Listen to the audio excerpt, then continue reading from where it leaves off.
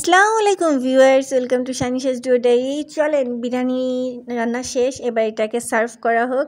বলছিলাম ব্লগটা যেখান থেকে শেষ হয়েছে সেখান থেকেই শুরু হবে। এটা হচ্ছে নাইট ব্লগ, আর এইখানে হচ্ছে বিরিয়ানি সার্ভ চলতেছে। তখন অলরেডি রাত বাজে 9টারও বেশি, তার মানে আমার ঈদের দিনটা গেল রান্না করতে করতে।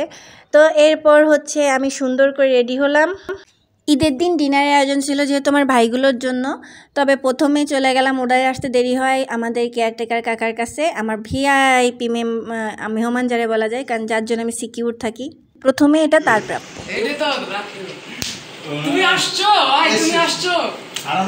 মেয়েদের সুন্দর হয়েছে কিন্তু এখানে ভালো লাগছে।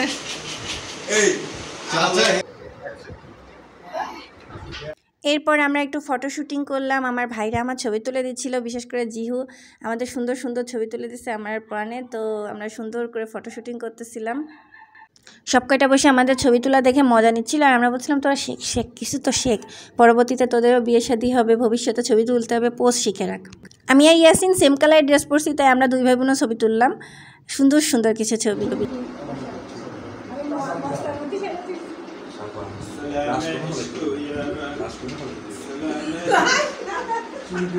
রাত বেশি হয়ে গেছিল, এরপর আমাদের সবার খাওয়ার পালা, সবাই খাবার খেতে বসে গেছি। সব কয়টা সুন্দর করে বসতে, আর পরাণ বিরিয়ানি বাড়িয়ে দিচ্ছে।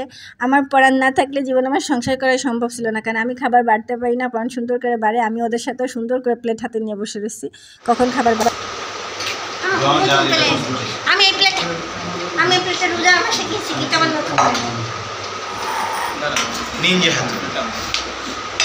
বড় বোনের এইসব কোষ মানুষ হইবি না। মেহেদি পুরনো অভিশাপ দিব তোরে, পুরনো অভিশাপ একটুকে দিছিলাম।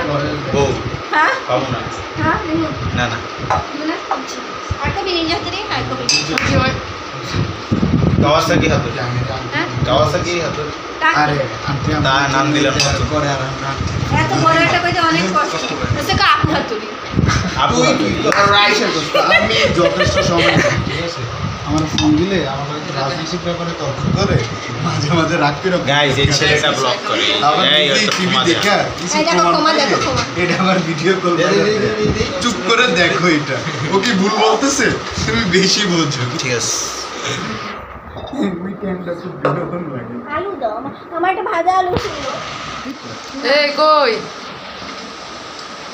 খাওয়ার সময় ছবি তাড়াতাড়ি তোলো ভাই। আরে আমার মাংস গো, আমি ভাবি সামনে হাজির হয়েছি। ওরে তো ধরা যায় না, ওরে যেহেতু ফাইছস তাহলে এবার ওরে নোটের ওই 10 খাওয়াবি, আমি তো 2 খরচ করব।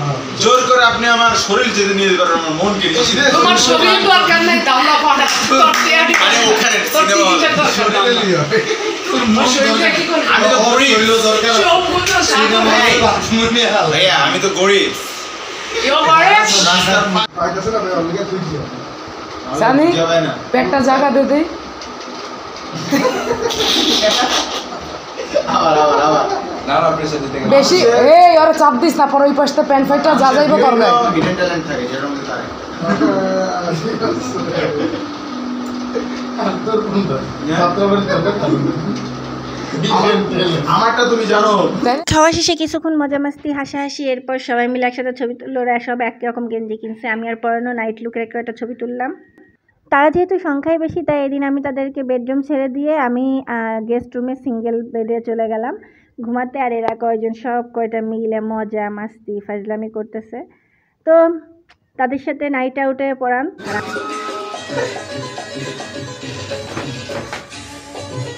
আইডি বানাচ্ছে এগুলো না জায়গা নেই না। তোমার ধরো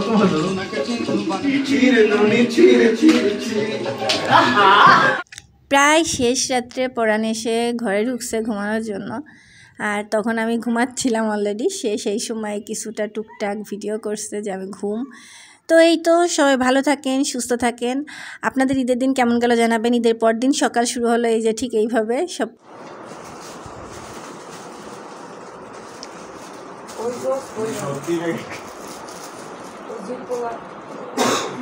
কি বলা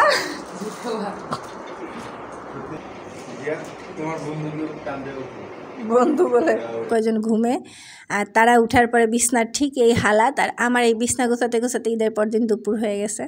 তারপর দুপুরবেলা সবগুলো বাড়ির দিকে রওনা, কারণ বাড়ি তখন আরেকটা দাওয়াত, ওদের তো এই বয়স দাওয়াত খেয়ে বেনো, ঈদ মানে ঘোরাফেরা, দাওয়াত খাওয়া, মস্তি মজা করা, আর এই যে 4 জন মিলে একসাথে হাত ধরে চলে যাচ্ছে।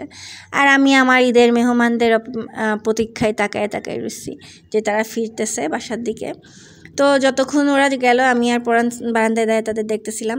তো আপনাদের ঈদ কেমন কাটলো জানাবেন। তো সবাই ভালো থাকবেন, সুস্থ থাকবেন, আমার ভাই ব্রাদারগুলোর জন্য দোয়া করবেন। আল্লাহ হাফেজ।